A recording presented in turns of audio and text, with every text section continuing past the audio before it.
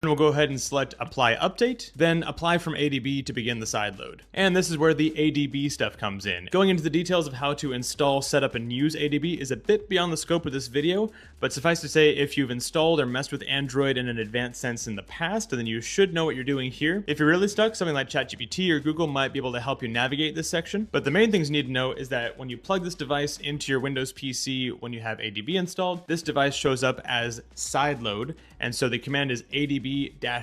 sideload, and then you can just drag the LineageOS zip file into your terminal to make it autofill that whole file path there. And then when you hit enter, that'll go ahead and install all the remaining LineageOS files onto your Android partition on the switch. And when it's done, you should see a message both on the switch screen and in your terminal showing that the command has completed. Now, if you want Google Apps on your Android installed, which a lot of us do, this is also the point where you install a separate zip file that gives you access to the Google Play Store and basic Google Apps. Adorably, this zip file is called the Mind the Gaps zip file, and you should be able to find it linked from your installation instructions, and you'll install it in the exact same way as you just installed the main LineageOS zip file, using that process of choosing Apply Update, Apply from ADB, and then ADB-D sideload and the file path to the zip file. Note that in the command prompt, or I believe on your switch, you should see a prompt saying the signature validation failed, and that's expected because they don't sign the Mind the Gaps file with the same key as the LineageOS stuff, and so just go ahead and hit yes, proceed, I don't care, and then it'll proceed just fine. And